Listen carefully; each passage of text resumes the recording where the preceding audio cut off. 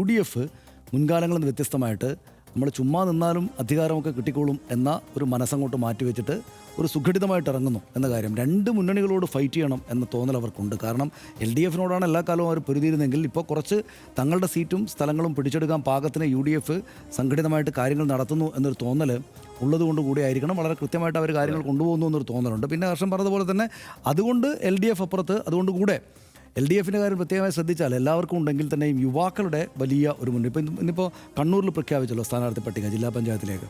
അവിടെ ഒരാൾ മാത്രമാണ് കഴിഞ്ഞ തവണ മത്സരിച്ചിട്ടുള്ള ആൾ ഉള്ളത്, ബിനോയ് കുര്യൻ മാത്രം. ബാക്കി എല്ലാ ആൾക്കാരും പുതിയ ആൾക്കാരാണ്. അതിൽ തന്നെ ജേർണലിസം ഡിഗ്രി 2ാം വർഷം പഠിക്കുന്നൊരു കുട്ടി അവരുടെ സ്ഥാനാർത്ഥി പട്ടികയിലുണ്ട്. SFIയുടെ സംസ്ഥാന സെക്രട്ടറി ആയിരുന്ന അനുശ്രീ അവരുടെ സ്ഥാനാർത്ഥി പട്ടികയിലുണ്ട്. അപ്പോൾ ഇത് കണ്ണൂരിലെ കാര്യം അങ്ങനെയാണെങ്കിൽ പല സ്ഥലങ്ങളിലും അവർ ചെറുപ്പക്കാരായുള്ള തിരുവനന്തപുരത്തെ കാര്യം പറയണ്ടല്ലോ, നമ്മൾ ശ്രദ്ധയിൽ ശ്രീലയക്കെതിരെ ആളെ നിർത്തിയിരിക്കുന്നത്.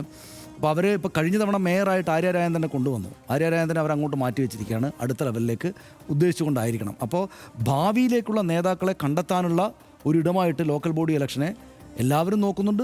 CPIയും പ്രത്യേകമായിട്ട് നോക്കുന്നുണ്ടെന്ന കാര്യം നമ്മൾ കാണുന്നു. അതിനിടയ്ക്ക് കുറേയേറെ തർക്കങ്ങളുണ്ടെങ്കിലും അത് വളരെ പ്രധാനപ്പെട്ടതല്ല എന്ന തോന്നലാണ് ഹർഷൻ പറഞ്ഞതുപോലെ എനിക്കുള്ളത്. ഒപ്പം BJPയുടെ കാര്യം പ്രത്യേകം ശ്രദ്ധിക്കേണ്ടത് കോൺഗ്രസ് ആണെങ്കിലും CPM ആണെങ്കിലും രണ്ടുപേരുടെയും സൈബർ അണികൾ BJP ഈ പുറത്ത് നിങ്ങൾ കാണുന്ന പോലെ ഒരു ശക്തമായ ത്രികോണ മത്സരം നടക്കുന്നുമല്ല കേട്ടോ എന്ന് നാട്ടുകാരോട് പറയാൻ വേണ്ടിയിട്ട് ഈ ദിവസങ്ങൾ ഉപയോഗിക്കുന്നുണ്ട്. BJPക്ക് ആകെപ്പാടെ 13 പഞ്ചായത്തുകളാണ്. ഈ പറയുന്ന 1000-നടുത്ത് ഗ്രാമപഞ്ചായത്തുകളിൽ 983 ഗ്രാമപഞ്ചായത്തുകളല്ലേ, അത്രയും ഗ്രാമപഞ്ചായത്തുകളിൽ 13 പഞ്ചായത്തുകൾ മാത്രമാണ് അവരുടെ കൈവശമുള്ളത്.